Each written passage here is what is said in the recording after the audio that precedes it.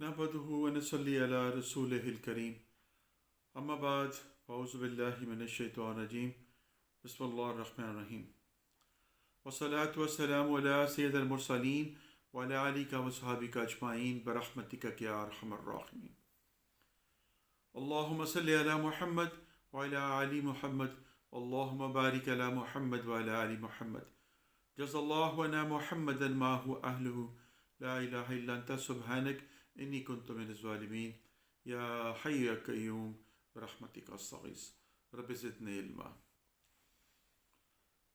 نبی کریم صلی اللہ علیہ وسلم کی بارگاہ میں نہایت عقیدت سے سلام اور آپ سب کی بھی خدمت میں سلام عرض کرتا ہوں۔ آج آپ کے سامنے میں تھوڑا ٹائم آج آپ کا لوں گا، کیونکہ کافی عرصے سے میری خواہش تھی، جب سے میں نے یہ چینل کا آغاز کیا ہے تو میری خواہش تھی کہ میں آپ سے اس ٹاپک پہ بات کروں، لیکن جب بھی ارادہ کیا تو اپنے آپ کو محدود پایا، ٹھیک ہے۔ اور جب اس کا میں نے انالائز کیا تو مجھے قرآن سے ہی اس کا جواب ملا کہ نبی صلی اللہ علیہ وسلم تم سے یہ پوچھتے ہیں روح کے بارے میں، تو ان سے کہو کہ تمہیں بہت کم علم دیا گیا ہے، تمہارے لیے اتنا کافی ہے کہ امر اللہ ہے۔ تو مجھے سمجھ آ گئی کہ ابھی مجھے اس کے اوپر جو ہے اللہ کے حکم کا انتظار کرنا ہے۔ تو آج الحمدللہ میرے اندر سے اس بات کا اٹھا یہ خیال کہ میں آپ سے بات کروں۔ تو آج جو ٹاپک ہم نے سلیکٹ کیا ہے اس کا ٹائٹل میں نے رکھا ہے روبرو، اصل روبرو، یعنی روح جو سول ہے وہ روح کے سامنے، دوسری سول کے سامنے اصل یہی روبرو ہونا ہے، آمنا سامنا ہونا ہے۔ تو جیسا کہ میں نے آپ سے عرض کیا کہ اللہ سبحانہ تعالیٰ نے انسان کو بنانے سے پہلے اس کو اپنے امیجنیشن کے اندر، اپنی سوچ کے اندر سوچا اور مرتب کر دیا، کن اور فیکون کے ساتھ اس چیز کو آن کر دیا۔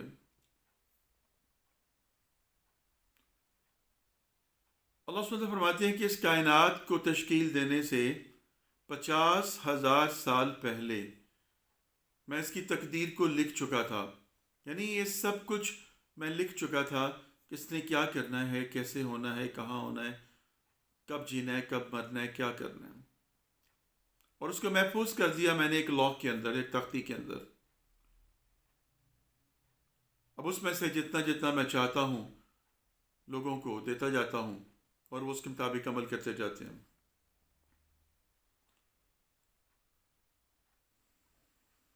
انسان جو ہے مٹی سے بنا ہوا ہے، اور مٹی کے اندر 4 اوصاف جو رب نے ڈالے اس کے اندر، 4 عناصر کہتے ہیں ان کو: آگ، ہوا، مٹی اور پانی۔ ان چاروں کا مرکب ہے، یہ مجموعہ ہے۔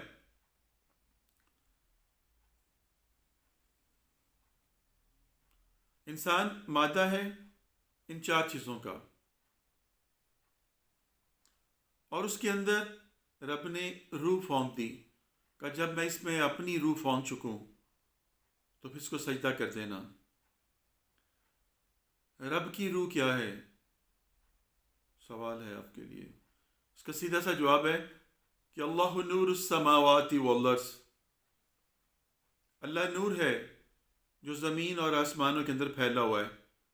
تو نور کی روح کیا ہوگی؟ نور ہوگا۔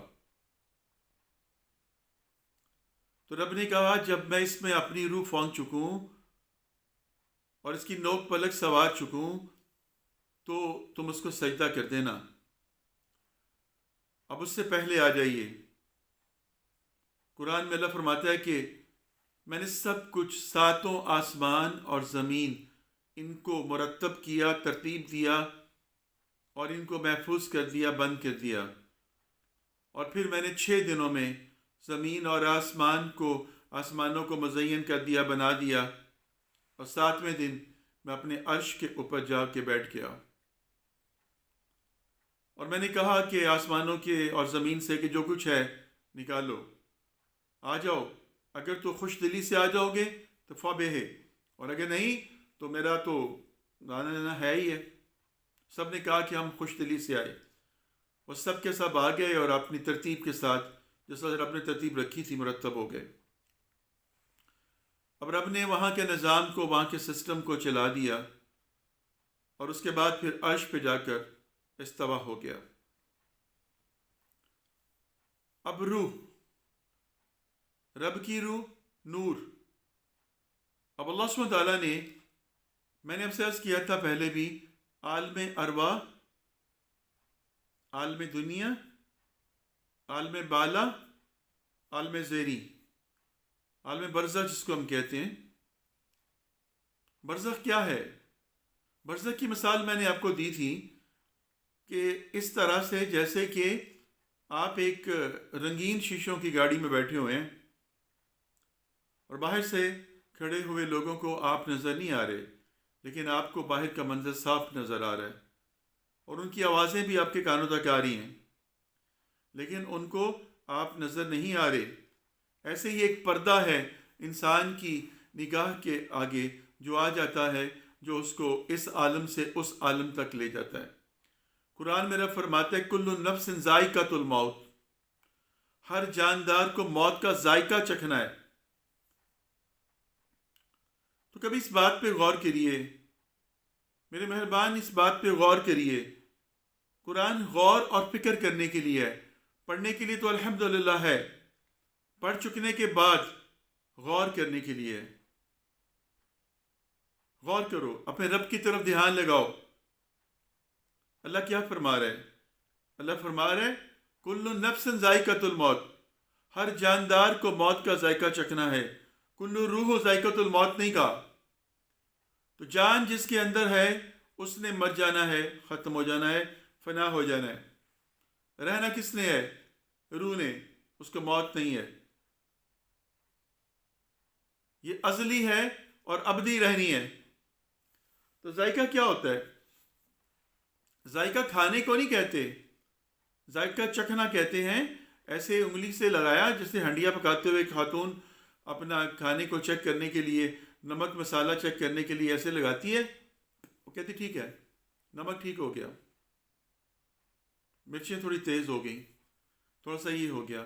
اب یہ ذائقہ اس نے چکھ لیا، اور اس کے مطابق اس نے اس کو ہنڈیا کو ترتیب دے دیا۔ اب یہ مثال دینے کا مقصد کیا ہے؟ اس کا مثال کا مقصد یہ ہے کہ موت کا ذائقہ چکھا اور ختم ہو گیا، اس جہاں سے ختم ہو گیا، منقطع ہو گیا، زبان کے اوپر آیا، منقطع ہو گیا۔ آدم نے جیسے ہی وہ پھل چکھا، کھایا نہیں، چکھا، تو ان کے عذاب پوشیدہ جو ظاہر ہو گئے۔ ایسے ہی یہ موت کا ذائقہ چکھا تو وہ اس سے نکل گیا، اس زندگی سے آؤٹ ہو گیا، اس عالم سے نکل گیا۔ تو دوسرے عالم میں جب گیا تو وہ عالم برزخ جو ہے، قبر کا معاملہ شروع ہو گیا۔ اب میں نے بولا کہ قبر یعنی برزخ کا جو مقام ہے وہ ہماری نگاہوں سے اوجھل ہے، لیکن ہم ان کی نگاہوں میں ہیں۔ اسی لیے تو جب قبرستان جاتے ہیں تو جب آپ ان کو سلام کرتے ہیں تو وہ سنتے ہیں اور جواب بھی دیتے ہیں، جس کو ہم نہیں سمجھ سکتے، ہمیں سنائی نہیں دیتا وہ جواب۔ ایک عام انسان جو ہے، اس کو جب جا کر سلام کرتے ہیں قبر کے اندر تو وہ سنتا ہے اور جواب بھی دیتا ہے۔ مشرک جو ہے، اس کو جب پکارا جاتا ہے تو آپ کی پکار کو وہ سنتا ہے، لیکن جواب دینے سے قاصر ہے۔ حدیث مبارکہ میں نے آپ کو سنائی تھی۔ اب یہاں پر میں نے آپ کو کنورژن دے دی، ایک سٹیج سے دوسری سٹیج میں کنورٹ ہو گیا۔ اس عالم دنیا سے عالم برزخ میں منتقلی ہو گئی، وہاں پر جا کر پھر حیات ہے۔ اب وہ حیات کیسی ہے؟ وہ پریکٹیکل کوئی ورک نہیں ہے، وہ ہماری سمجھ سے بالا ہے، انتظار ہے۔ وہ قبر جو ہے برزخ کی دنیا کا پہلا دروازہ ہے۔ اب عالم جو ہے وہ چھوٹا سا تو نہیں ہے، جس طرح سے بر اعظم ہم کہتے ہیں، تو بر اعظم کہتے ہیں تو اس کا مطلب ہوتا ہے کہ بہت بڑا بر ہے، تو ایسے عالم ہے، ایک جہاں ہے، ایک جہاں یہ ہے، ایک جہاں وہ ہے، ستاروں سے آگے جہاں اور بھی ہیں، اب عشق کے امتحاں اور بھی ہیں۔ تو اس عالم سے دوسرے عالم میں چلے گئے، وہ عالم سٹارٹ ہو گیا۔ اب وہاں کے معاملات روح کے معاملات ہیں۔ جسم قبر کے اندر مٹی ہو گیا، لیکن روح تو حیات ہے، روح کو تو موت نہیں ہے، اور رب تعالیٰ کے حکم کے ساتھ اس کے سارے معاملات وہ چلتے ہیں۔ اب اسی روح کو رب نے جو ہے انسان کے اندر ڈالا۔ اب عالم ارواح کی بات سن لیجئے۔ نبی کریم صلی اللہ علیہ وسلم نے فرمایا، جسموں میں آنے سے پہلے روحیں عالم ارواح میں اکٹھی رہتی تھی وہاں پر۔ تو روح کی شکل کیا تھی؟ روح کی ہائٹ کیا تھی؟ کیا وہ مجسم تھی؟ تو نہیں، جسے سفید ایک دھوئیں کا بادل سا ہوتا ہے، اس فارم میں تھی۔ ٹھیک ہے جی، مجسمہ تو آدم کا تھا نا، بت تو آدم کا تھا۔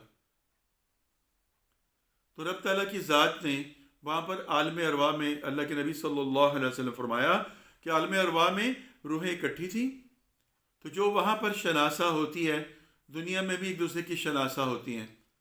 جو وہاں پر شناسائی نہیں رکھتی تو دنیا میں بھی ان کو اختلاف ہوتا ہے۔ خیر یہ بات ہم پہلے کر چکے ہیں، لیکن آپ کو سمجھانے کے لیے ریفرنس دینا پڑ رہا ہے۔ اب یہ ساری باتیں قرآن فرما رہا ہے۔ قرآن کیا ہے؟ رب کا کلام ہے۔ اب اللہ نے وہ کلام کس سے کیا؟ اپنے نبی صلی اللہ علیہ وسلم سے۔ اب جسم کے اندر رب تعالیٰ کی ذات نے جب جسم کو بنا دیا اور کہا کہ جب اس میں روح ڈال دوں اپنی تو اس کو سجدہ کرنا، سب فرشتوں نے سجدہ کر دیا ماں سوائے ابلیس کے۔ پوچھا گیا کس نے روکا تجھے؟ کہا کہ یہ تو کثیف ہے، کثافت ہے اس کے اندر، میں لطیف ہوں، لطافت ہے میرے اندر، میں سے سپیریئر ہوں۔ تکبر میں آ گیا، مغرور آ گیا، غرور میں آ گیا، میں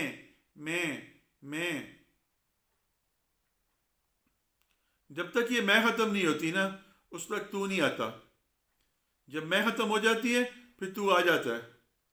رب کہتا ہے کہ اے بندے مجھ سے محبت کرتا ہے، مجھ سے عشق کرتا ہے تو آ میری راہ میں تجھے آزماتا ہوں۔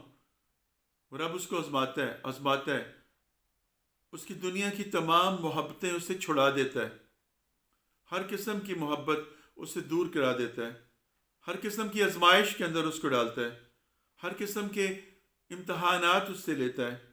جب اس کو اچھی طرح دھوبی کی طرح پٹکے مار کر اس کو نچوڑ چھانٹ لیتا ہے، پھر کہتا ہے کہ اب میں آتا ہوں تیرے گھر میں، اب یہاں پر یا تو ہوگا یا میں ہوں گا، یہاں پر یا تیری محبت یا میری محبت رہے گی۔ اگر تیری دنیا کی محبت تجھے ہے تو پھر تو ہی ہے، اور اگر میری محبت ہے تو پھر میں ہوں، میرے سوا اور کوئی نہیں ہے۔ میں رب السماوات والارض ہوں، میں جب آؤں گا تو پھر دوسرا کوئی نہیں آئے گا۔ میری محبت اس طرح کی ہے۔ تو رب تعالیٰ کی ذات جب کسی انسان سے محبت کرتا ہے تو اس کو دنیا کی تمام محبتوں سے بے نیاز کر دیتا ہے، تمام چاہتوں سے اس کو دور کر دیتا ہے، اس کے دل کے اندر صرف اپنی حب پیدا کر دیتا ہے۔ اللہ اکبر، اپنی چاہت پیدا کر دیتا ہے۔ وہ چاہت، وہ محبت جو اس کے دل میں اس کے لیے ہوتی ہے، اس سے بڑھ کر اور کچھ نہیں۔ اللہ کہتے ہیں کہ جب میں آ جاؤں گا پھر یا تو میں رہوں گا یا تیری محبت رہے گی۔ میں نے عرض کیا تھا آپ سے کہ جس دل کے اندر ذکر نہیں ہوتا، جو دل ذکر نہیں کرتا، رب تعالیٰ کی ذات جو ہے اس دل کے اندر ایک شیطان کو، جن کو لگا دیتا ہے اس کے ساتھ وسواس پیدا کرنے کے لیے، وہم پیدا کرنے کے لیے، بدگمانیاں، تجسس پیدا کرنے کے لیے، اور پھر وہ اس کا ہی دوست بن جاتا ہے، اس کے سوا اس کا کوئی اور نہیں ہوتا۔ یہی فلسفہ ہے ہمارا، یہی زندگی ہے ہماری، اور اسی کے اندر ہی ہمیں چلنا ہے۔ نبی کریم صلی اللہ علیہ وسلم کی ذات جو ہے، کہا کہ تمہارے لیے ایک عمل کا نمونہ ہے، اس کو دیکھو، اس پہ عمل کرو۔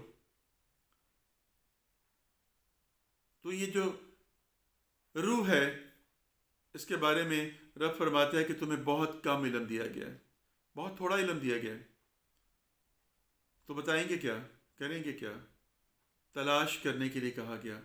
جب اس پہ غور کیا جائے تو ہمیں لگے گا کہ ہمیں اس پر غور اور فکر کرنے کے بارے میں کہا جا رہا ہے۔ قرآن کے اندر اللہ سبحانہ تعالیٰ نے جگہ جگہ پر فرما دیا کہ میں نے یہ سارا کچھ ایک کھیل بنایا۔ دنیا کی زندگی محض کھیل تماشا ہے، لاہ و لعب ہے، دھوکے کا سامان ہے۔ اصل زندگی تو اوپر والی ہے، اصل زندگی اوپر والی ہے جو رب کے پاس ہے۔ میں تھوڑا سا اس کو اس لیے سلو کر رہا ہوں تاکہ آپ کو بات کی سمجھ آ جائے جو میں کہنا چاہ رہا ہوں۔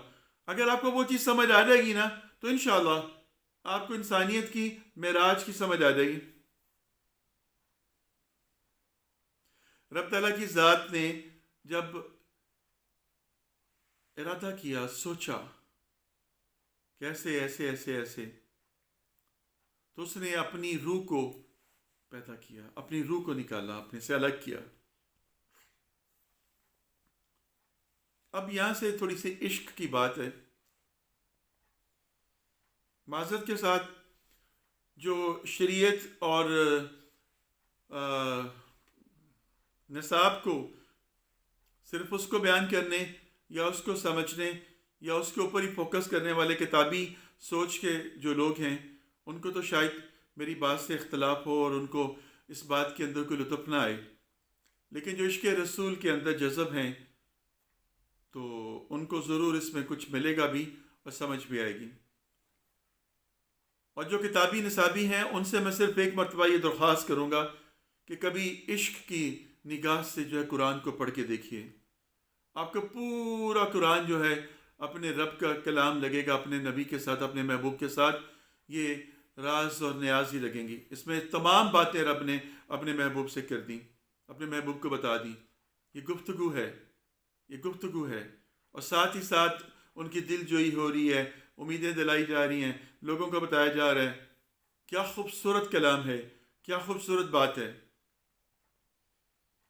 تو رب نے جب اپنے نور کو، اپنی روح کو خود سے الگ کیا، عالم روا کی کریشن بتانے لگا ہوں آپ کو میں،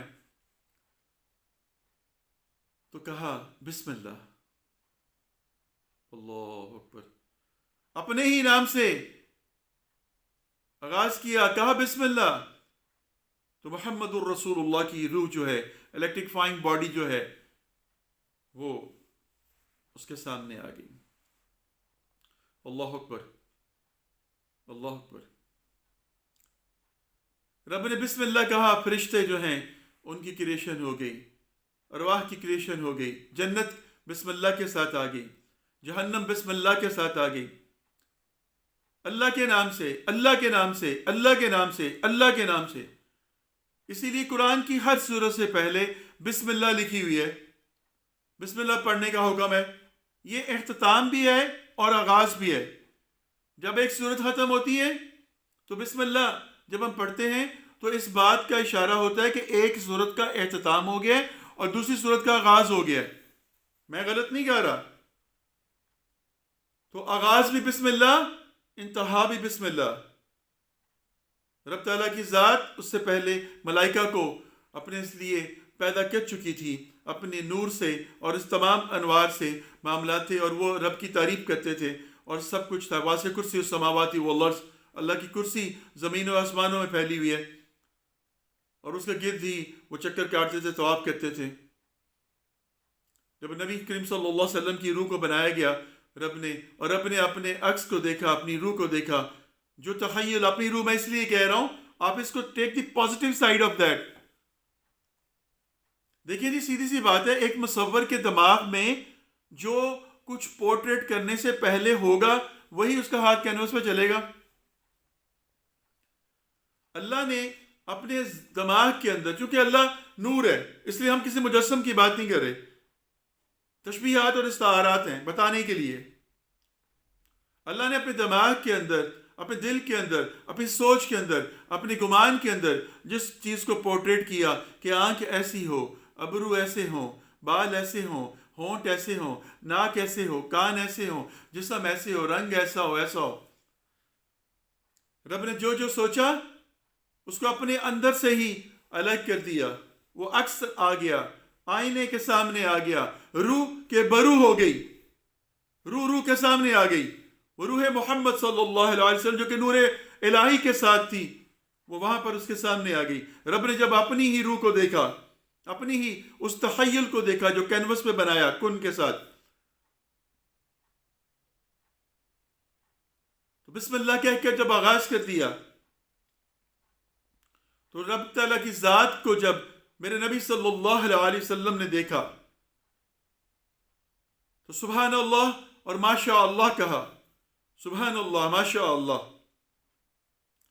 اب یہ راز و نیاز, یہ تعریفوں کے ایک دوسرے کے ساتھ ایکسچینج, یہ کرن ہاتھ کرن ہوتے رہے صدیوں. اب ذکر ہونا شروع ہو گیا, ذکر الہی, ذکر محمد, ذکر الہی, ذکر محمد. نبی کریم صلی اللہ علیہ وسلم نے رب کی تعریفیں کی, ملائکہ نے, ارواح نے نبی کی تعریفیں کی, اللہ کی تعریفیں کی, اور یہ تعریفوں کا معاملہ جو ہے وہاں پر جاری ہو گیا. اور رب تعالیٰ کی ذات نے نور محمد صلی اللہ علیہ وسلم کے اندر سے تمام جو ہے نشل انسانی جو ہے اس کا جو ہے ان کی روحوں کو تخلیق کر دیا. وہ نور جو کہ رب کا نور تھا, رب نے اپنے نور سے الگ کیا اور روح محمد صلی اللہ علیہ وسلم کی تخلیق کر دی. اور وہاں سے پھر پوری کی پوری کہانی جو ہے اس کو لکھ دیا اور تمام ارواح کو وہاں پر پیدا کر دیا, اور وہاں پر روحیں عالم ارواح میں رہنا شروع ہو گئی. اور یہ کرن ہا کرن یہ کام چلتا رہا. وہاں پر جو ہے یہ جو عشق الہی اور عشق محمد صلی اللہ علیہ وسلم کی ہی تکرار ہونے لگ پڑی. ہر جگہ پر اللہ کے محبوب کا نام, اللہ کے محبوب کی شبیہ, اللہ کے محبوب کا عکس جو ہے وہاں پر لکھا جانے لگا. حوروں کی آنکھوں کی پتلیوں کے اندر, جنت میں درختوں کے پتوں کے اندر, بالا خانوں کے اندر, ہر ایک جگہ پر محمد صلی اللہ علیہ وسلم کا نام لکھا گیا. اور آپ کا نام آسمانوں میں کیا ہے؟ احمد. حمد سے پہلے الف اور احمد ہو گیا. اللہ نے حمد کی, اللہ کی حمد, بہترین اللہ کی حمد کرنے والا, بہترین اللہ کی تعریف کرنے والا احمد. اور ہا میم دال, اور رب نے میم لگا دیا, میم ہا میم دال, محمد کر دیا, سراہا گیا.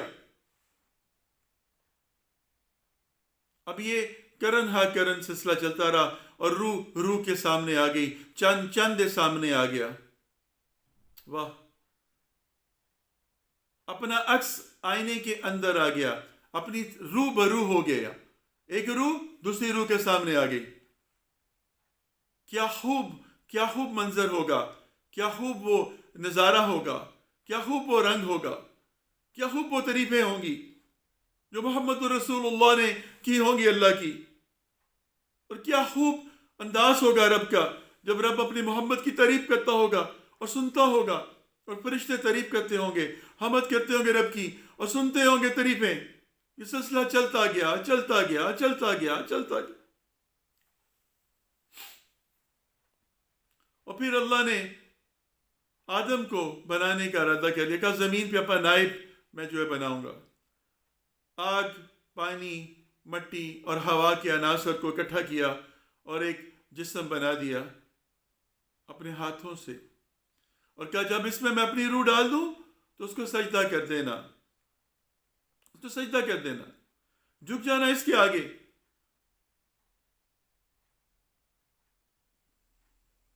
ابلیس نے انکار کر دیا, وہ اس چیز کو نہیں سمجھا. وہ کہتا ہے کہ میں ایک بندے کو سجدہ کیسے کر دیتا, ایک انسان کو سجدہ کیسے کرتا. رب تجھے تو سجدہ کرتا ہوں, تجھے تو مانتا ہوں, لیکن اس کے اندر نہیں مانتا، یہ تو نجس ہے، اس کے اندر تو غلاظت ہے، اس کے اندر تو نفس ہے، میں نہیں مانتا اس کو، یہ کرے گا، دنگا کرے گا، فساد کرے گا، یہ کرے گا، وہ کرے گا۔ رب نے کہا کہ تو حکم عدولی کر رہا ہے، میرا حکم نہیں مان رہا۔ اس طرح میں نے آپ سے سنایا تھا نا واقعہ کہ حضرت بایزید بستامی اللہ رحمہ، کمی بیشی اللہ معاف فرمائے، بزرگ تھے، تو انہوں نے ایک روز اللہ سے جو ہے وہ نماز پڑھ کے نکلے تو خواہش کا اظہار کیا کہ میں دل میں سوچا کہ رب میں دیکھنا چاہتا ہوں ابلیس کو۔ دور سے دیکھا کہ ایک انتہائی مکروہ شکل والا خبیث سا بوڑھا لاٹھی ٹیکتا ہوا آ رہا ہے۔ اتنی کراہت ہوئی کہ چہرے کو ادھر کرنے لگے، جو پاس آ کے کہتے ہیں کہ ان کو بلایا، مخاطب کیا بزرگوں کو، ان کا کون ہے تو؟ وہ کہتا ہے جس کو تو نے ابھی دیکھنے کی خواہش کی تھی۔ تھوڑا سا جب ان کو ہوا حوصلہ تو انہوں نے کہا اچھا یہ بتا کہ تو نے آدم کو سجدہ کیوں نہیں کیا؟ وہ کہتا ہے کہ ذرا تم دھیان سے میری بات تو سنو، غور تو کرو، میں رب کو سجدہ کرتا تھا، میں انسان کو سجدہ کیسے کر دیتا؟ ایک بت کو سجدہ کرتا، ایک انسان کو سجدہ کرتا، یہ شرک تھا، اس لیے میں نے نہیں کیا۔ اللہ نے اسی وقت ان بزرگوں کے دل کے اندر یہ خیال، یہ سوچ پیدا کر دی کہ اس سے کہہ کہ ملعون بات سجدے کی نہیں تھی، بات حکم ماننے کی تھی، بات حکم ماننے کی تھی اور حکم عدولی کی تھی۔ تو نے حکم عدولی کی، حکم نہیں مانا۔ وہ چیخیں مارتا ہوا چلا گیا کہ نہیں، تیرا رب مجھے ہر جگہ پر آندہ درگاہ کرے گا، میں ہار گیا، میں ہار گیا۔ لیکن وہ اپنا ہی دھن کا پکا ہے، وہ لگا ہوا ہے مسلسل وسواس پیدا کرنے، بدگمان کرنے۔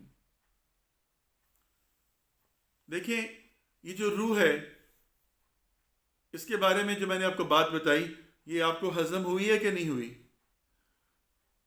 اگر نہیں ہوئی تو تھوڑا سا کوشش کیجیے عشق رسول کے اندر آنے کی، ہضم ہو جائے گی انشاءاللہ۔ جہاں پر اب یہ کہہ رہا ہے کہ محمد صلی اللہ علیہ وسلم، اگر میں نے آپ کو نہ بنانا ہوتا نا تو میں یہ رنگ و بو ہی نہ بناتا، خوشبو ہی پیدا نہ کرتا، یہ پھول اتنے خوبصورت کلر کے یہی نہ پیدا کرتا، یہ سبزہ پیدا نہ کرتا، یہ نظارے پیدا نہ کرتا، یہ زمین نہ بناتا، یہ آسمان نہ بناتا، کچھ بھی نہ کرتا اگر میں نے آپ کو نہ بنانا ہوتا۔ یہ ساری تو محنت میں نے آپ کے لیے کی ہے، جس کے شہر کی قسمیں رب کھائے، اور ساتھ میں یہ بھی کہ اے محبوب، میں اس مکے کے شہر کی قسم اس لیے کھا رہا ہوں کہ اس میں آپ رہتے ہیں۔ اللہ اکبر،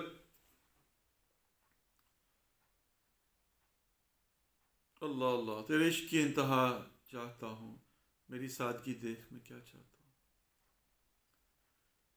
کہ عشق کی تو انتہا ہے ہی نہیں ہے، یہ تو سدرۃ المنتہا تک کے اوپر ہے۔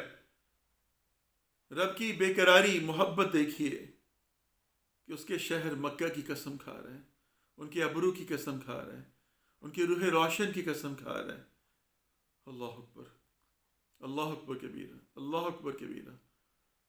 چاند کی قسمیں کھا رہا ہے، سورج کی قسمیں کھا رہا ہے، رات کی قسمیں کھا رہا ہے، دن کی قسمیں کھا رہا ہے، صبح کے شفق پھوٹنے کی قسمیں کھا رہا ہے، ہواؤں کی قسمیں کھا رہا ہے۔ اللہ اللہ اکبر۔ یہ محبت نہیں ہے تو اور کیا؟ یہ عشق نہیں ہے تو اور کیا؟ محبت جب ایک بے خودی کی طرف چل پڑتی ہے، محبت جب ایک اضطراری کیفیت میں چلی جاتی ہے، محبت جب ایک بے قراری والی کنڈیشن میں چلی جاتی ہے اور بے بسی میں چلی جاتی ہے، تو وہ عشق کے اندر کنورژن ہو جاتی ہے۔ جیسے میں نے پچھلے لیکچر میں آپ سے بولا تھا کہ دل مردہ اور دل بے ہوش، مردہ دل وہ ہیں ختم اللہ علی قلوبہم وعلی سمعہم وعلی ابصارہم، ان کے قلوب کے اوپر میں نے مہر لگا دی ہے، اب یہ نہیں بدلیں گے، ہدایت کی طرف نہیں آئیں گے، جو مرضی کر لو۔ اور بے ہوش وہ ہیں کہ دعوت دو ان کو، بلاؤ ان کو، اے نبی صلی اللہ علیہ وسلم کہو ان کو یہ کریں، یہ کریں، یا ایھا الذین آمنو، اے ایمان والو یہ کرو، وہ کرو، یہ کرو۔ تو ہم لوگ جو ہیں مسلمان ہیں، ایمان والے نہیں ہیں، مومن نہیں ہیں، ہم مسلمان ہیں، ہم بے ہوش دل ہیں۔ جب ہمیں ہوش آ جائے گا تو ہمارے اندر ایمان آ جائے گا۔ اور ایمان کیا ہے؟ محمد رسول اللہ کا عشق، اس روح کو اپنے اندر اتار لینا. روح کے اندر جان ہے، روح کے اندر جان ہے اور جسم کے اندر روح ہے. اب یہ روح کے برو ایک روح اندر بھی ہے. کبھی اس کے آمنے سامنے ہوئے ہیں آپ؟ ایک آپ کے اندر والا ہے نا، اور ایک آپ ہیں. ایک اویس میں ہوں، ایک اویس میرے اندر گئے. اب میرے اندر والا جو ہے وہ وہی ہے جو نور محمد صلی اللہ علیہ وسلم کے عکس کے ساتھ جو ہے پیدا ہوا تھا. وہ وہی ہے جس کو رب کہتا ہے کہ اس میں میں نے اپنی روح ڈال دوں تو اس کے آگے سجدہ کر دینا. لیکن یہ جو باہر والا ہے یہ نفس ہے، یہ نفس ہے جس کی 4-5 سٹیجز ہیں. نفس امارہ ہے، نفس لوامہ ہے، مطمئنہ ہے، راضیہ ہے، مرضیہ ہے. یہ سارے کے سارے نفوس ہیں جو کنورژن ہوتی ہے ان کی. کس دن انشاءاللہ اس کے اوپر بات کروں گا تو آپ کو سمجھاؤں گا کہ یہ نفس مرتا نہیں ہے، یہ عدم ہوا ہو جاتا ہے، کنورٹ ہو جاتا ہے، ایک نفس سے دوسرے نفس میں چلا جاتا ہے. نفس امارہ سرکش، ہر وقت برائی کی طرف اکسانے والا، ہر وقت سرکش گھوڑا. جب اس کے ساتھ محنت کی جاتی ہے، چابک مارے جاتے ہیں، اس کی دھلائی کی جاتی ہے، تو پھر یہ کنورٹ ہو جاتا ہے کس میں؟ نفس لوامہ کے اندر. نفس لوامہ کے اندر. اور اب قسم کھا رہا ہے نفس لوامہ کی، کیونکہ اس کے اوپر اثر ہوتا ہے جو بدل لیتا ہے اپنی حالت کو، بہتری کی طرف آنے کے چانسز ہوتے ہیں. اور ہمارا سرکشی کی طرف مائل رکھتا ہے، برائی کی طرف مائل رکھتا ہے. یہ نفس برقرار ہے، سٹرونگ ہے، جو شیطان کا دوست ہے، اور وہ اسی سے کمیونیکیٹ کر کے خراب کرتا ہے. تو وہ روح آپ کے اندر ہے، وہ جو روح آپ کے اندر بیٹھی ہوئی ہے وہ حق اور ہو کے اوپر ہے، وہ اللہ ہو کی پکار کرتی ہے. آپ نے کبھی یہ، اب تو خیر وہ فقیر یا وہ اس طرح کے لوگ نظر نہیں آتے، کبھی آپ دیکھتے تھے کہ ان کے ہاتھ میں کاسا ہوتا تھا اور پیبند لگے ہوتے تھے اور حق ہو کی آوازیں لگاتے گزرتے تھے. ساروں کی بات ہی میں کہہ رہا، لیکن ان میں اللہ کے بندے ہوتے تھے. اور گرمی ہے، سردی ہے، ان کے جسموں کے اوپر ان لباسوں کا یا ان کو گرمی سردی اثر نہیں کرتی، وہ حق ہو کر کے جا رہے تھے. میں نے آپ سے ایک مثال شیئر کی تھی کہ ایک نوبیاہتا سا جوڑا، شادی شدہ جوڑا جا رہا ہوتا ہے. جنوری دسمبر کی نہیں موسم دنوں کے ٹھنڈ ہوتی ہے، بارش ہو رہی ہوتی ہے اور وہ لوگ وہاں سے گزر رہے ہوتے ہیں. ایک فقیر دیوانہ مجذوب سا مست سا حق ہو کے نعرے لگاتے ہوئے پیر سے ننگا بارش میں چھپ چھپ کرتا ہوا آ رہا ہوتا ہے. اور دودھ دہی کی دکانوں کے اوپر لوگ گرما گرم دودھ جلیبیاں جو ہیں وہ کھا رہے ہوتے ہیں. اس کا بھی دل کرتا ہے، وہ رکتا ہے وہاں پر، دیکھتا ہے اس کو ایسے، پھر اپنی جیب کی طرف دیکھتا ہے، پھر چل پڑتا ہے. اب جانے لگتا ہے تو دکاندار کے دل کے اندر رب خیال پیدا کر دیتا ہے، وہ اس کو بلاتا ہے، جلیبیاں دیتا ہے، وہ کھاتا ہے. ٹھیک ہے، وہ حق ہو کے نعرے مارتا ہوا چلا جاتا ہے. آگے جاتا ہے، چھپ چھپ کہتا ہے، پاؤں میں پانی میں پاؤں مارتا جا رہا ہوتا ہے تو چھینٹیں اڑتی ہیں، اور کچھ چھینٹیں اڑتی ہیں تو اس خاتون کے لباس کے اوپر وہ چھینٹیں پڑ جاتی ہیں جس کو وہ گندا ہو جاتا ہے. اس کا جو شوہر ساتھ ہوتا ہے وہ اس کو ڈانٹتا ہے اور اس کے غصے میں آ کر اس کو تھپڑ مار دیتا ہے. اس کی بیوی اس کو روکتی رہتی ہے کہ وہ دیوانہ ہے، پاگل ہے، چھوڑ دیں اس کو. لوگ بھی دیکھ رہے ہوتے ہیں اس معاملے کو، لیکن اس کو تھپڑ مارتا ہے، وہ گر پڑتا ہے، پانی میں گر پڑتا ہے، لیکن آگے سے کچھ نہیں کہتا. اٹھتا ہے، آسمان کی طرف دیکھتا ہے اور کہتا ہے، واہ میرے مولا، واہ میرے مولا، کدی گرما گرم دودھ جلیبیاں تو کدی گرما گرم تھپڑ، وہ بھی تیرا رنگ، اے بھی تیرا رنگ، حق ہو اللہ ہو کہتا ہو چلا جاتا ہے. اور کچھ دیر کے بعد وہ اپنے گھر پہنچتے ہیں، سامنے ہی دور کچھ فاصلے پہ ان کا گھر ہوتا ہے. وہ سیڑھیاں چڑھتا ہے، اوپر دروازہ کھولتا ہے، پاؤں سلپ ہوتا ہے، وہ سیڑھیوں سے نیچے لڑکتا ہے، گرتا ہے، سر ٹکراتا ہے اس پر، سڑک پہ مر جاتا ہے. اس کی بیوی بینڈ ڈالنا شروع کر دیتی ہے، رونا پٹنا شروع کر دیتی ہے، لوگ اکٹھے ہو جاتے ہیں. کچھ لوگوں نے جنہوں نے یہ دیکھا ہوتا ہے کہتے ہیں وہ جو اللہ والا تھا، کوئی اللہ اللہ کرنے والا فقیر تھا، اس نے جو ہے نا وہ بد دعا کر دی اور یہ مر گیا. کچھ نوجوان جو جذباتی ہوتے ہیں نا، وہ بھاگے گئے، جا کے اس کو پکڑ لائے. وہ کہا، کیسے ہو تم اللہ والے؟ بل شٹ کرنا شروع کر دیا اس کو، کیسے تم اللہ والے ہو، کیسے ہو تم؟ تو تم نے ایک جان لے لی، اللہ والے تو جان دیتے ہیں، تم نے جان لے لی. اس نے کہا کہ میری بات سنو، تم میں سے کسی نے اس واقعے کو دیکھا ہے؟ ایک نے کہا ہاں میں نے دیکھا ہے۔ کہا کیا ہوا تھا؟ میں نے پاؤں پانی میں مارے، چھینٹیں کس پہ پڑی تھیں؟ اس عورت پہ، کس مرد پر؟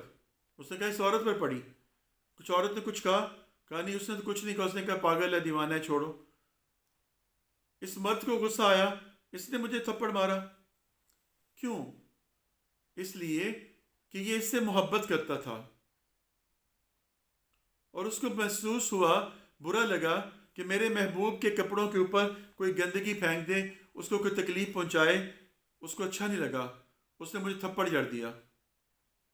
تو دوستو، کوئی ہے جو مجھ سے بھی محبت کرتا ہے، اس کو نہیں اچھا لگا، اس نے کر دیا، میں نے تو کچھ نہیں کیا، اتنی بات کہی اور پھر وہ پانی میں پاؤں مارتا ہوا چلا گیا۔ ایک مثال چھوڑ گیا ہمارے لیے، ایگزامپل ایک دے گیا ہمارے لیے کہ جب اللہ والوں کا دل دکھایا جاتا ہے، دانستگی یا نادانستگی میں، تو وہ تو خاموش ہو جاتے ہیں، وہ تو کچھ نہیں کہتے، وہ تو ہر حال میں حق ہوئے ہوتے ہیں، وہ اپنے رب کی رضا میں راضی ہوئے ہوتے ہیں، ہر چیز کو رب سے منسوب کرتے ہیں، لیکن رب جو ہے فیصلہ کرنے والا ہے، وہ فیصلے کر دیتا ہے۔ تو اس لیے کبھی بھی کسی کو برا مت کہیں، کبھی کسی کا دل مت دکھائیں۔ رب کس رنگ میں ہے آپ کو کچھ پتہ نہیں ہے، رب کس شکل میں ہے آپ کو کچھ پتہ نہیں ہے۔ رب کی پہچان کیجئے، رب آپ کو روز ملتا ہے، ان فقیروں کی شکل میں، بھوکے بچوں کی شکل میں، ندار اور بوڑھے لوگوں کی شکل میں، مریضوں کی شکل میں، بھوکے لوگوں کی شکل میں، قرض داروں کی شکل میں آپ کو جو ہے وہ ملتے ہیں۔ رب ملتا ہے تو کبھی آپ ان کی مدد کر کے دیکھیں، آپ کو رب وہاں پر موجود ملے گا۔ کبھی روح کے برود آئیں، کبھی اپنی آپ کو سر آئینہ تو کریں۔ آئینہ جھوٹ نہیں بولتا۔ ہم نے اچھا لباس پہنا اور ہم کہتے ہیں کہ آج میں بہت اچھا لگ رہا ہوں، جچ رہا ہوں، تو یہ آپ کے اندر کی سوچ ہے جو آپ کو بتا رہی ہے۔ جسم جو بتا دیا میں نے کہ 4 جو ہے عناصر ہیں، آگ، مٹی، پانی، ہوا، اس کا بنا ہوا ہے، اس کی مشینری ہے، اس کو کنٹرول کرنا ہے دماغ نے۔ دماغ جسم کو کنٹرول کرتا ہے، پورے باڈی کو کنٹرول کرنے والا دماغ ہے۔ اگر دماغ میں کہیں چوٹ لگ جائے تو جسم کا وہ حصہ پیرالائز ہو جاتا ہے، ہاتھ پاؤں کوئی موومنٹ نہیں آتی، تو کنٹرول یہاں پر ہے، سب کچھ باڈی کا میکینزم سارا یہاں پر ہے۔ لیکن یہ دل جو ہے یہ رب کا ڈیرا ہے، جو خیالات، جو سوچ، جو وسواس، وہ یہاں پر دل پہ اوپر آتے ہیں۔ اور ساتھیوں، ایک بات آپ سے کہوں، ڈاکہ وہیں پہ پڑتا ہے جہاں مال ہوتا ہے۔ جہاں مال ہوتا ہے نا، نقب وہیں لگتی ہے، ڈکیتی وہیں ہوتی ہے۔ دل کے اندر مال ہے، دل کے اندر وسوسے آتے ہیں، دل کے اندر وہم آتے ہیں، دل کے اندر ہی بدگمانی آتی ہیں، تجسس آتا ہے۔ اور دل کو ہی صاف رکھنے کے لیے کہا گیا، دل کو ہی پاک رکھنے کے لیے کہا گیا، دل کو ہی رب نے اپنا گھر کہا، دل کو ہی رب نے اپنا ڈیرا کہا، دل سے ہی بدگمانیاں دور کرنے کی بات کی۔ جبکہ دل تو کیا ہے؟ باڈی میں اس کی حیثیت سپلائر کی ہے نا، خون سپلائی کرتا ہے۔ تو دماغ جو ہے اس کو کنٹرول تو اس کے پاس ہے، تو پھر اس کا ذکر کیوں نہیں ہے؟ وہ نفس کے اوپر ہے، آپ کے جسم کو کنٹرول کرنے والا ہے۔ آپ کی روح کے اوپر جس کی حکمرانی ہے وہ دل ہے، روح کا مسکن دل ہے، دل میں ہے روح، اور روح جو ہے وہی سارا کچھ کرتی ہے۔ مر گیا جسم، پڑا ہوا ہے، روح پرواز کر گئی۔ بولے ایسا مرنا نہیں، گور پیا کوئی اور۔ کون تھا وہ جو مر گیا؟ کون تھا مر گیا؟ وہ جو نام تھا وہ مر گیا، وہ جو جسم تھا وہ ختم ہو گیا، مٹی ہو گیا۔ اب روح تو پرواز کر گئی، رب کے پاس چلی گئی۔ اب جو لے کر گیا وہی سامنے آئے گا، وہی سامنے آئے گا۔ اپنی ذات کو پہچانیے، اپنے اندر کو ٹٹولیے۔ جب تک آپ اپنی ذات کی پہچان نہیں کریں گے، آپ کو اپنی پہچان نہیں آئے گی، اپنی روح کی پہچان نہیں کریں گے، تب تک آپ کا جو نفس ہے یہ آپ کو اکساتا رہے گا، اکساتا رہے گا، اکساتا رہے گا۔ رب کو ہر جگہ تلاش کیجئے، لوکی پنج ویلے اسی ہر ویلے، اپنے آپ کو ہر وقت اس کے دربار میں پیش رکھیے۔ نماز پیشی ہے، ہر وقت روبرو رہیں۔ رب کیا کہتا ہے؟ جب تم قیام کی حالت میں ہوتے ہو تو میرے روبرو ہوتے ہو۔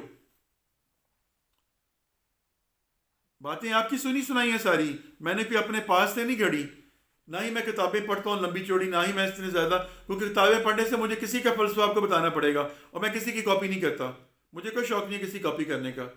میرا رب ہے مجھے بتانے سکھانے پڑھانے کے لیے، جو مجھے سکھا دیتا ہے، بتا دیتا ہے، پڑھا دیتا ہے، میں آپ کو بیان کر دیتا ہوں۔ کسی کو اچھا لگتا ہوں، کسی کو برا لگتا ہوں، کسی کو بہت ہی برا لگتا ہوں گا، مجھے اس سے کوئی کنسرن نہیں ہے، میرا کام ہے بولنا، ٹھیک ہے جی۔ مرشد کا کام ہوتا ہے آپ کو دے دینا، کہہ دینا، اور مرید کا کام ہوتا ہے اس کو اپنا لینا۔ جو ایمان کے ساتھ، جو نور کے ساتھ، جو یقین کے ساتھ اپنے مرشد کی بات کو سن لیتا ہے اور اس پہ اوپر ایمان لے آتا ہے اور اس کو پورا کرتا ہے، وہی رب کو پا لیتا ہے۔ مرشد حقیقی وہی ہے۔ اللہ جو ہے وہ مرشد ہے کس کا؟ میرے نبی صلی اللہ علیہ وسلم کا۔ اور ہمارے مرشد کون ہے؟ نبی مکرم صلی اللہ علیہ وسلم۔ ہم ان کو راضی کریں گے نا تو رب راضی ہو جائے گا، یہ ہے اصل بات۔ کہ محمد سے وفا تو نے تو ہم تیرے ہیں، یہ جہاں چیز ہے کیا لوح و قلم تیرے ہیں۔ ڈاکٹر اقبال نے کتنی پیاری بات جو ہے وہ کہہ دی، دریا کو کوزے کے اندر بند کر دیا، سمیٹ دیا، کہ وفاداری اگر محمد کے ساتھ ہے تو رب کہتا ہے کہ میں تیرا ہوں، یہ جہاں چیز ہے کیا لوح و قلم تیرے ہیں، لکھ لے تقدیر اپنی، جا جو کہتا ہے ویسے کر دوں گا، خود ہی کو کر بلند اتنا کہ ہر تقدیر سے پہلے خدا خود بندے سے پوچھے بتا تیری رضا کیا ہے، تو کیا چاہتا ہے۔ تو جسموں میں آنے سے پہلے روحیں عالم ارواح میں تھیں، وہاں پر جو دوست تھیں، دنیا میں بھی وہ دوست ہوتی ہیں، وہاں پر جن کی شناسائی آپس میں اختلاف تھا، دنیا میں بھی ان کے اندر اختلاف رہتا ہے۔ اس کی مثال میں نے آپ کو دی کہ کبھی کبھار ایسا ہوتا ہے کسی سے ہمیں کوئی ایسا فائدہ دنیاوی نظر نہیں آ رہا ہوتا، لیکن ہمارا دل اس کے ساتھ بہت ملتا ہے، اور کسی کے ساتھ بظاہر ہمارا کوئی نقصان نہیں ہوتا لیکن ہمیں اس سے گھن آتی ہے، ہمیں اس سے الجھن ہوتی ہے، ہم اس کی کمپنی میں آنی سی فیل کرتے ہیں۔ ایسا کیوں ہے؟ یہ روح ہے جو دوسرے کی پہچان کرتی ہے۔ اور کبھی کبھی ہم کسی کو دیکھے جاتے ہیں، اس کو کہتے ہیں میں نے کہیں آپ کو دیکھا ہے، لیکن پہچان نہیں آتی کہ وہ کہاں دیکھا ہے۔ اور دوسری بات میں آپ کو ایک اور کہوں کہ دیکھیں رب تعالیٰ کی ذات جو ہے وہ سب کے لیے ایک ہے۔ رب نے انسان کے اندر اپنی روح کو ڈالنے کی بات کی، اس مٹی کے پتلے کے اندر آدم کے اندر اپنی روح کو ڈالنے کی بات کی۔ تو جب روح کو ڈالنے کی بات کی تو وہاں پر کسی مسلمان کی بات تو نہیں کی، وہاں پر کسی عیسائی کی بات تو نہیں کی، وہاں پر کسی یہودی کی بات تو نہیں کی، کسی ہندو کی بات تو نہیں کی، کسی سکھ کی بات تو نہیں کی، کسی آتش پرست کی بات تو نہیں کی۔ وہاں پر رب نے کہا کہ انسان اس آدم کے اندر جب میں اپنی روح ڈال چکوں تو پھر اس کو سجدہ کرنا۔ اور اولاد آدم ساری ہے، عیسائیت، یہودیت اور ہندوازم، اور جہاں جہاں سکھ، پارسی، جو بھی لوگ ہیں، جہاں کہیں بھی ہیں، گورے، کالے، اجمی، عربی، یہ سب کے سب کس کی اولاد ہیں؟ اولاد آدم ہیں۔ آدم علیہ السلام تک اور نوح علیہ السلام تک سب کے سب ایک شریعت کے اوپر تھے، ایک ہی دین کے اوپر تھے۔ آدم علیہ السلام کے زمانے میں لوگوں کے اندر جو ہے یہ بت پرستی کا آغاز جو ہے وہ ہوا، وہاں سے پھر آہستہ آہستہ شیطان نے ان کے اندر جو ہے معاملات اس طرح سے پیش کیے۔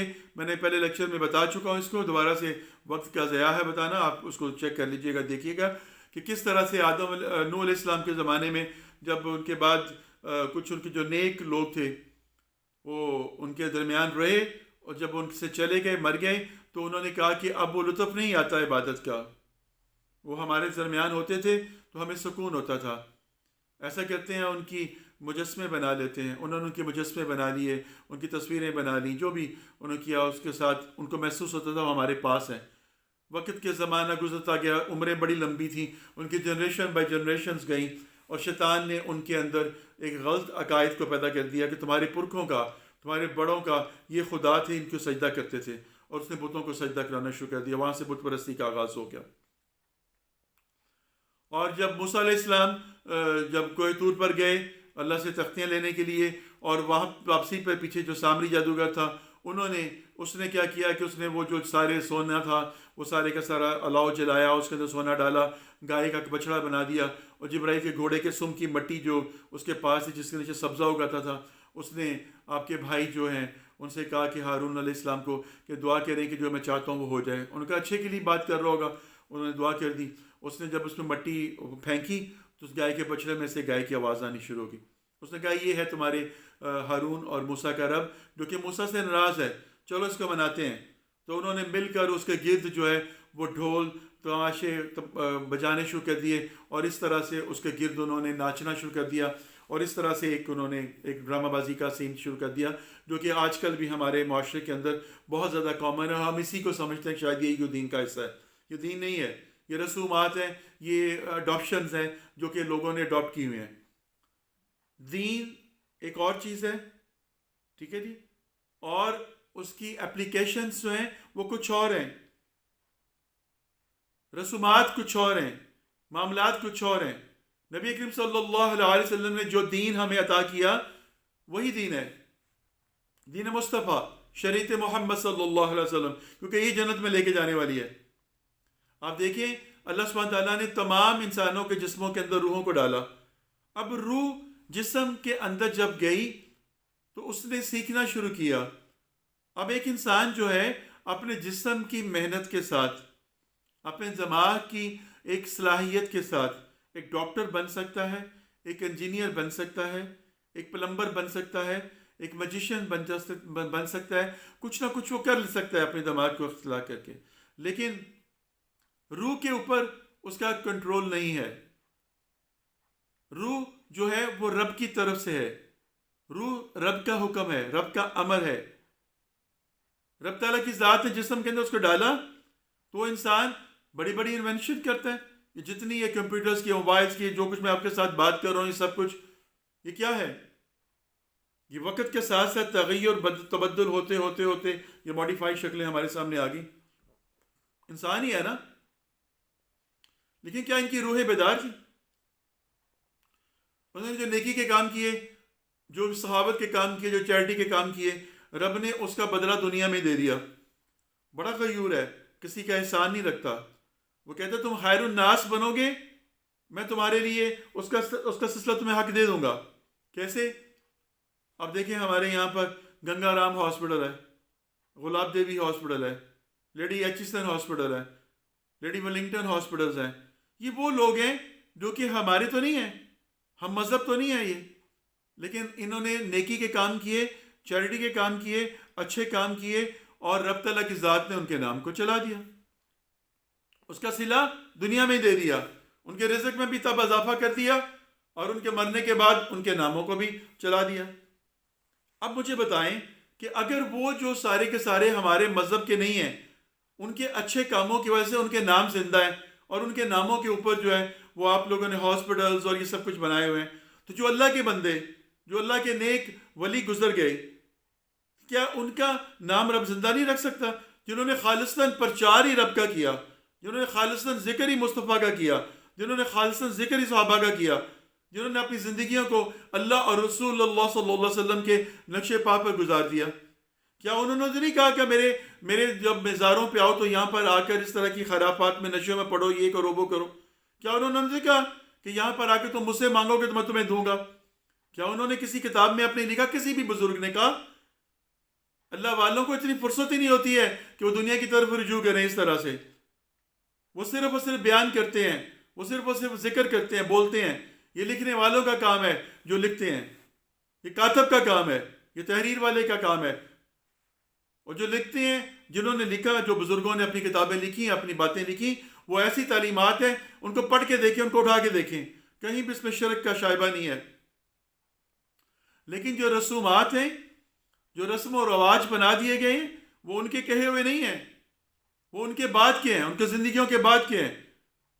ان کی زندگیاں جب اس دنیا سے معقوف ہو گئی تو برزخ میں چلے گئے. ان کی ارواح اب جو دربار مصطفیٰ کے اندر ہیں، اللہ کے پاس ہیں، وہ وہاں پر ان کا معاملہ کچھ اور ہے.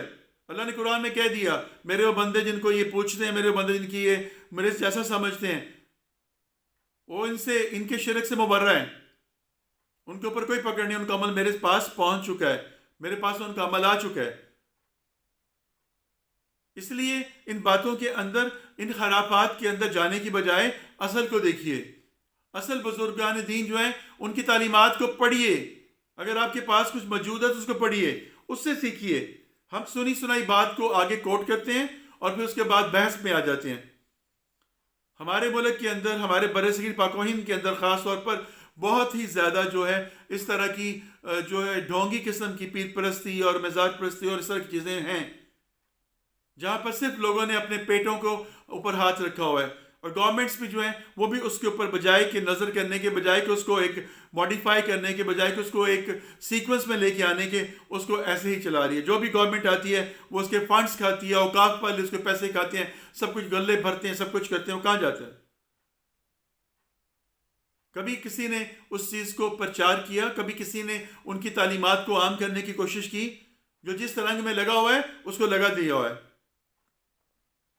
دیکھیے جتنے بھی دربار ہیں، جتنے بھی مزارات ہیں، اگر وہاں پر اگر اچھے طریقے سے ان کی تعلیمات کو بیان کیا جائے، وہاں پر ذکر ہو، وہاں پر بیان کیا جائے، ان کی تعلیمات کا پرچار کیا جائے اور اس طرح کی شرکیہ اور بدعتیہ کاموں سے ان کو روکا جائے، تو کبھی بھی کسی جگہ پر بھی شرک نہیں ہوگا، کبھی بھی کہیں بدعت کا کام نہیں ہوگا.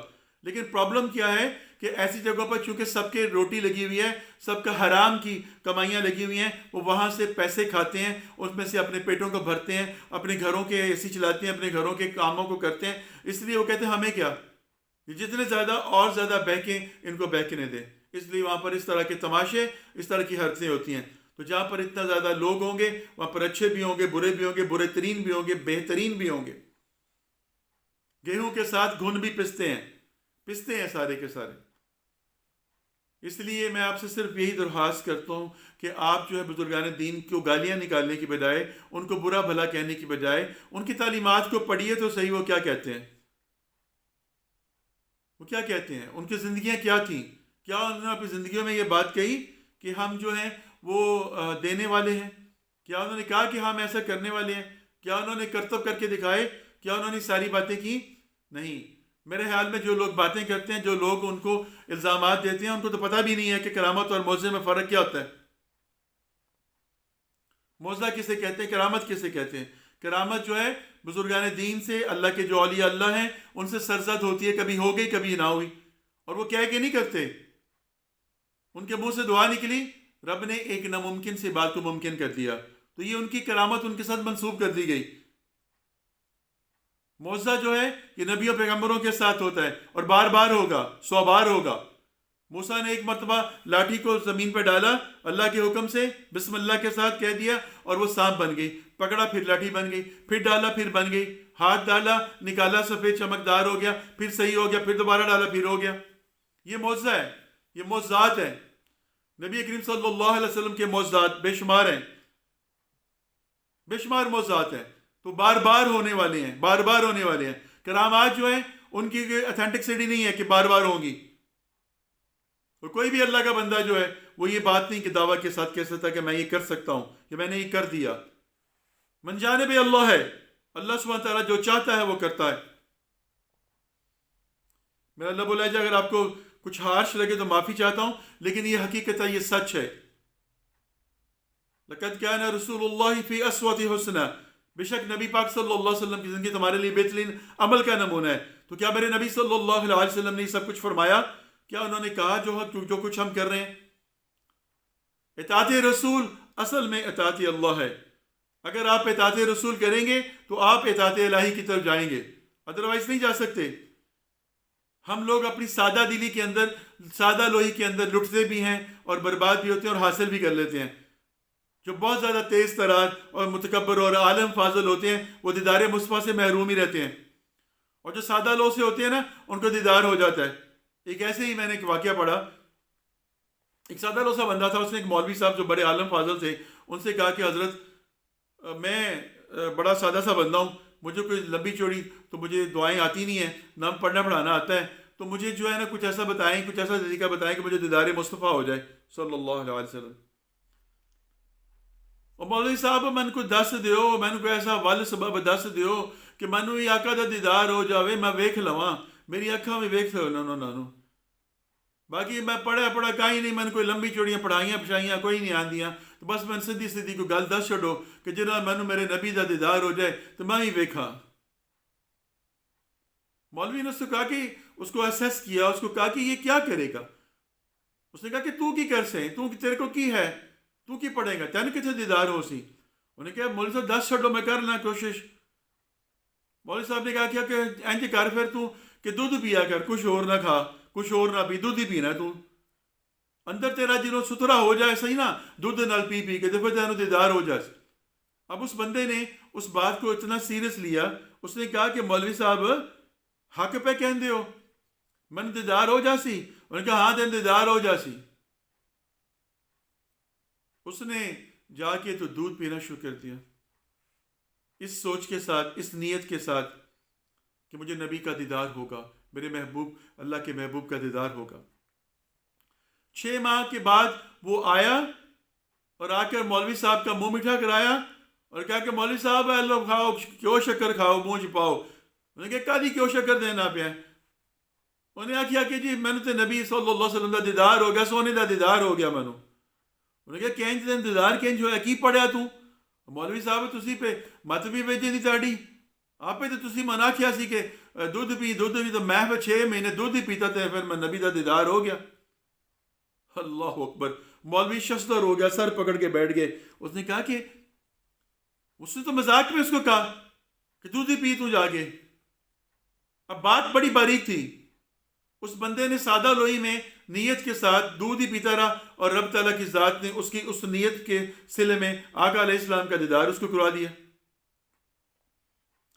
لیکن مولوی نے جو بات کہی تھی وہ آپ کو میں سمجھانے کے لیے بتا رہا ہوں کہ جب دودھ پیو گے اور کچھ نہیں پیو گے اور کچھ نہیں کھاؤ گے تو پھر تمہیں دیدار ہوگا۔ مطلب کیا کہ اپنے اندر کو صاف کر لو گے، اپنے اندر کو روشن کر لو گے، اپنے اندر کو پاک کر لو گے، نجاست سے دور کر لو گے تو تم روح کے برو آ جاؤ گے، تم روح مصطفیٰ کے سامنے آ جاؤ گے، تمہیں دیدار مصطفیٰ ہو جائے گا۔ یہ ہے اصل روبرو،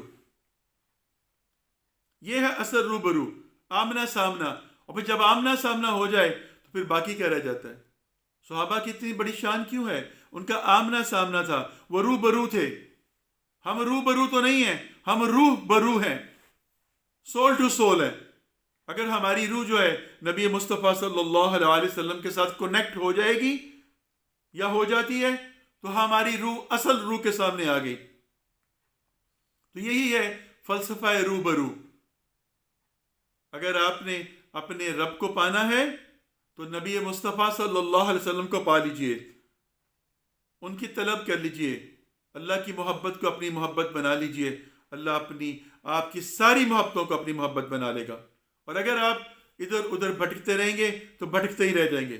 5 وقت کی نماز فرض، روزے فرض، زکوٰۃ اگر واجب ہے تو فرض دینی پڑے گی، لیکن باقی کے نوافل جو ہیں، ذکر اذکار جو ہیں، یہ آپ کے اوپر فرائض میں نہیں ہیں، یہ نوافل میں ہیں، کریں گے تو ایکسٹرا ملے گا، بونس ملے گا۔ تو جب نبی مصطفیٰ صلی اللہ علیہ وسلم کا درود پڑھنا تمام قسم کی عبادات سے افضل ہے، بقول آپ کی اپنی زبان کے کہ دنیا مافیا سے بے نیاز کر دے گا اگر تو اپنی تمام عبادت کی جگہ پر درود ہی پڑھے گا تو پھر میرے اور آپ کے لیے کیسے نہیں یہ رول ماڈل ہو سکتا، کیسے روبرو نہیں ہو سکتا؟